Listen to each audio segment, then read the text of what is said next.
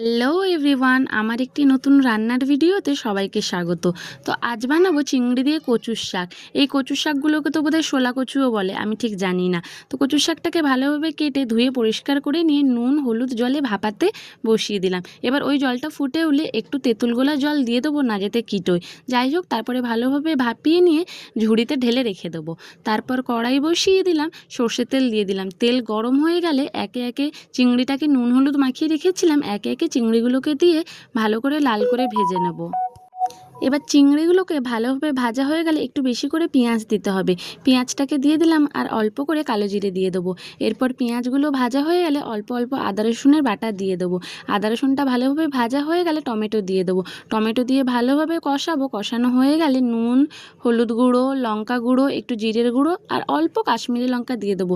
কারণ আমি এখন সব রান্নাতেই অল্প অল্প কাশ্মীরি লঙ্কা দিচ্ছি, কারণ এই যে গুঁড়ো লঙ্কাটা না একদম আমাদের গ্রাম থেকে আনা, রঙই হতে চায় না কিন্তু ঝাল প্রচণ্ড। তো যাই হোক, তারপরে মশলাটা কষানো হয়ে গেলে যে ভাপিয়ে রাখা যে কচু শাকটা সেটা দিয়ে দেবো। দিয়ে ভালোভাবে মশলার সাথে মিশিয়ে নেবো। মিশিয়ে নিয়ে ঢাকা দিয়ে দেবো খানিকক্ষণের জন্য। তারপর ঢাকা খুলে আমি আর জল দেবো না, একটু বেশি ভাপানো হয়ে গেছে, তার জন্য কাদা কাদা হয়ে গেছে।